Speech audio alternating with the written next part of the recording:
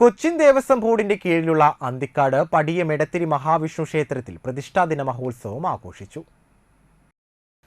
ക്ഷേത്രത്തിൽ ജനുവരി 26 മുതൽ ഫെബ്രുവരി 2 വരെ തുടർച്ചയായി നീണ്ടുനിന്ന ശ്രീമദ് ഭാഗവത സപ്താഹ യജ്ഞത്തിന് നേതൃത്വം വഹിച്ച യജ്ഞാചാര്യ സുനന്ദ കെ കോലഴി, സഹയജ്ഞാചാര്യ ചന്ദ്രിക കെ, ലക്ഷ്മി സുരേഷ്, ആതൃശ്ശേരിമന മുരളീധരൻ നമ്പൂതിരി എന്നിവർ നയിച്ച യജ്ഞശാലയിലെ പാരായണത്തിന് സമാപനം കുറിച്ചു.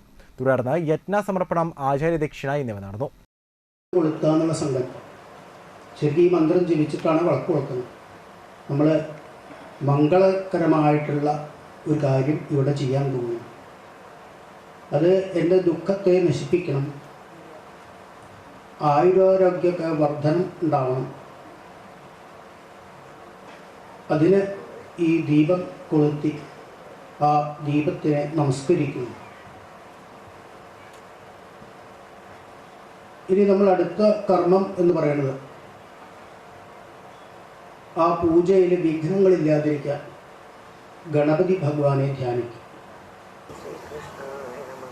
ഓം യമുനാവേഗ സംഹാരിണേ നമ. ഓം ബലഭദ്രപ്രിയാനുജായ നമ. ഓം പൂതനാജീവിതഹരായ നമ.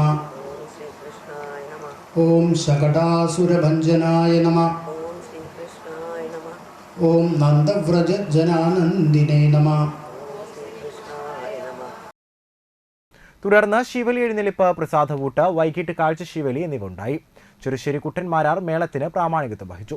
ക്ഷേത്രം ഉപദേശക സമിതി ഭാരവാഹികൾ president Prasad Cherthedathu, secretary Balakrishnan Purakkottu, joint secretary Santhosh Thandasseri, auditor Nirmaladas Chakkamadathil, മെമ്പർമാരായ തങ്കമണി പുറക്കോട്ട്, ഉണ്ണികൃഷ്ണൻ തിരുനിലത്തിൽ, മണികണ്ഠൻ പുളിക്കത്തറ, തങ്കമണി കോക്കാന്തര, വേണുഗോപാൽ മാമ്പുള്ളി, മേൽശാന്തി രാമകൃഷ്ണൻ എംഭ്രാന്തിരി, കഴകം ജയദേവൻ, ജയനിവാസ് എന്നിവർ നേതൃത്വം നൽകി.